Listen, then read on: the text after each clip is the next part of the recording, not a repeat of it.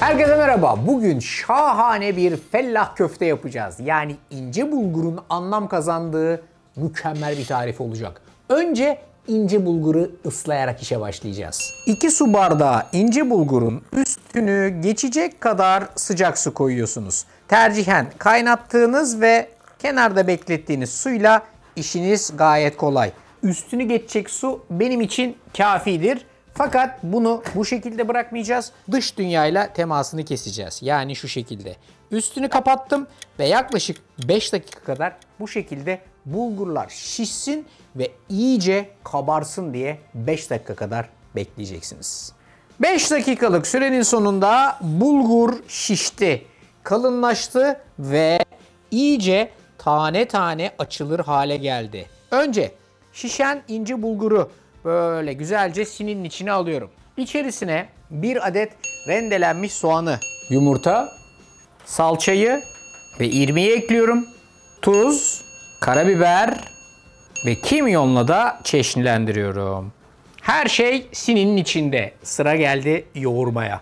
Güzelce bütün karışım tek bir kıvam alana dek iyice birbirine geçecek ve birbirini iyice tutacak. Hamurumuzu güzelce yoğurduk ve aslında yapışkan ve birbirini tutan bir kıvamda. Ama bu aşamada içerisine birazcık daha birbirini iyi tutsun ve haşlanırken dağılmasın diye un eklememiz lazım.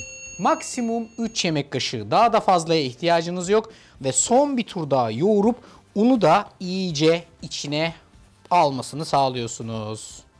Bulgurdan yaptığımız bu hamur gayet güzel bir kıvam aldı. Şimdi elimizi hafif ıslatacağız. Küçük bir parça kopartacağız. Avucumuzun içerisinde parçayı yuvarlayacağız. Serçe parmağımızla üstüne basıp küçük bir delik yapacağız. Şu orta delik bütün lezzeti ve içine koyduğumuz sosun güzelliğini diye içine çekecek. Onu düşünerek yapın yani.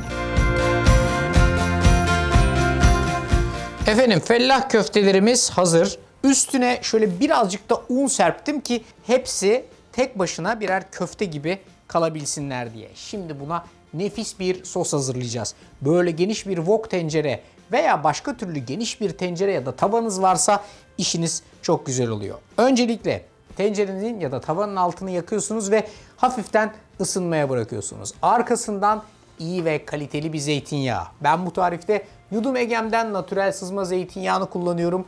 Bu sıkılabilir şişe istediğim kadar ölçeklememde bana her zaman yardımcı oluyor. Şişenin güzel tarafı şu: sıkıyorum akıyor, bırakıyorum duruyor. Sıkıyorum akıyor, bırakıyorum duruyor. İstediğim kadar bu şekilde ölçekleyebiliyorum. Yarım su bardağı kadar zeytinyağı kullandım Yudum Egem'den. Arkasından domates salçası, biber salçası, sarımsak, domates püresi, tuz ve karabiber ilave ediyorum. Her şeyi ilave ettikten sonra salçaları yağın içinde yavaş yavaş açıyorum.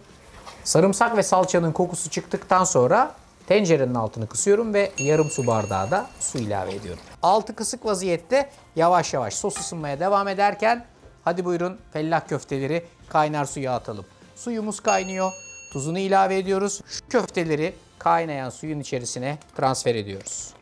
Birkaç dakika sonra köfteler suyun üstüne çıkmaya başladı mı iyice pişmiş olan köftelerinizi burada hafif hafif tıkırdamakta olan sosun içerisine transfer edebilirsiniz. Artık sosun altını da kapatabilirim. Salçalı güzel sosu fellah köftelerin her tarafına iyice yediriyorum. Tam bu aşamada içerisine biraz da doğranmış maydanoz ilave ediyorum. Ondan sonra da her şeyi karıştırıp direkt olarak servis tabağına geçebiliriz. Üstüne maydanoz ve bu arkadaş servise hazır. Yapması aslında hiç zor değil. Ben yaptım, siz de yapabilirsiniz. Hepinize afiyet bal şeker olsun. Dumanlar tütüyor be. Hey maşallah.